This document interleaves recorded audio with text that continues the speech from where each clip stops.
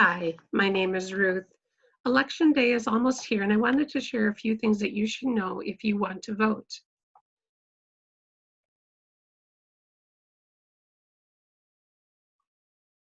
The United States was set up to give us the right to elect the people who represent us and work for us in government. It is a privilege which people in many other countries do not have. We are able to elect our presidents, governors, senators, city council people, and county commissioners. Voting is a privilege and has been protected by the men and women who have served in our military. Men and women have died to make sure that you and I can vote today.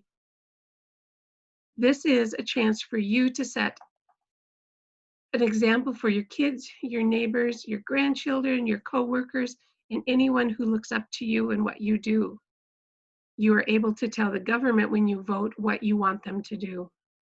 Historically, voter turnout in the US has been low, and if you don't vote, you are letting a few voters determine the future of your city, county, state, and your country.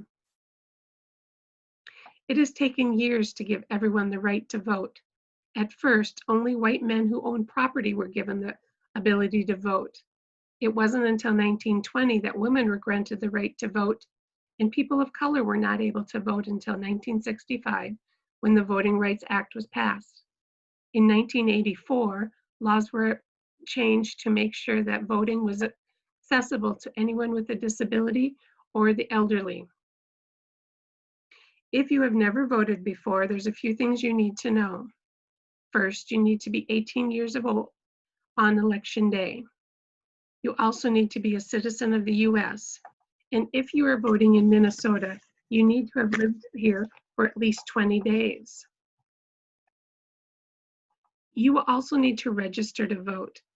There are different ways to register, but since election day is so close, we will only talk about how to register when you go to vote. You need to bring your photo ID, your driver's license, your driver's permit, or a state ID will work. That ID must have your current address on it. If that ID does not, you need to bring the ID along with a document that does have your current address. A list of the documents that will be acceptable are listed on this screen. You can also have another registered voter confirm your address. If you have a guardian, you can vote too, unless your judge has specifically revoked your rights to do so. If you have a disability, you may receive support from a person of your choosing.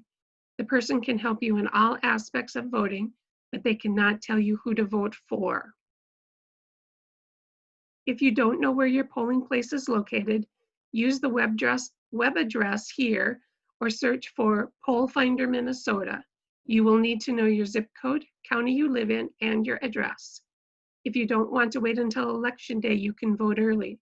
You can get information about how to do that by calling the auditor treasurer in your county, and they will tell you what you need to know.